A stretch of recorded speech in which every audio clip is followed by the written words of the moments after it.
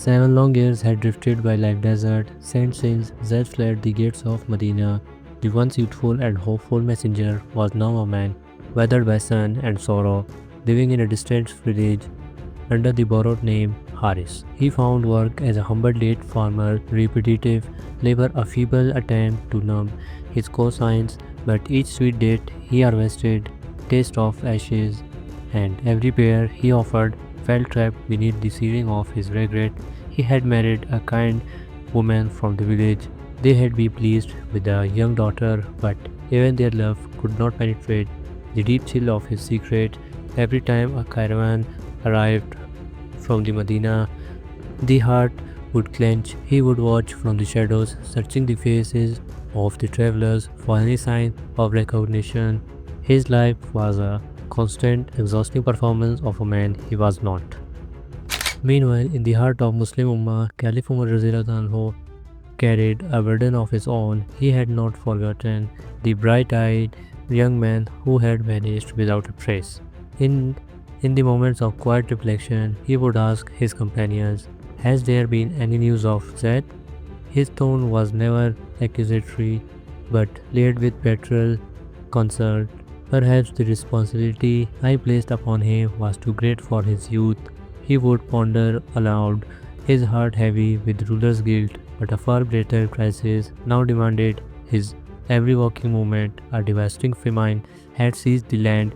The skies had turned to brass, withholding their life, giving rain, and the earth had become a cracked, barren testament to their hardship. Umar embodied the principle of shared destiny, sleeping on empty stomach, vowing, "I will not taste fat nor milk until the children of Islam are filled."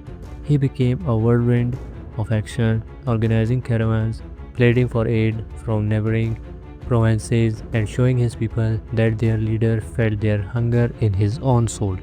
The tendrils of famine eventually reached Zaid's remote village. The date palms grew thin, and his daughter's cries of hunger became a dagger in his heart. The man who had run from responsibility now had to embrace it for his family's survival. With a leaden heart, he joined the somber caravan of desperate souls, making the arduous journey to Medina. Each footstep was a battle, each mile a torment. The familiar landmarks were like accusation, and when the majestic salute of Medina walls pierced the horizon, a cold sweat broke on his brow. He pulled his headscarf low, a ghost haunting the city of living, his shame, his only shield. At the vast distribution center, Zaid witnessed a scene that would be etched into his memory forever. He saw Caliph Umar, the most powerful man in Arabia, not presiding a shaded pavilion, but standing knee deep in the struggle of his people. His power shoulders were bent under the weight of game sacks, his simple robe stained with dust and sweat. Zaid watched as the Caliph gently helped an elderly woman, his voice soft with compassion. He heard the words that would echo through history. "If I don't feel the hardship of my people in my own body and soul, then I am not fit to be their leader."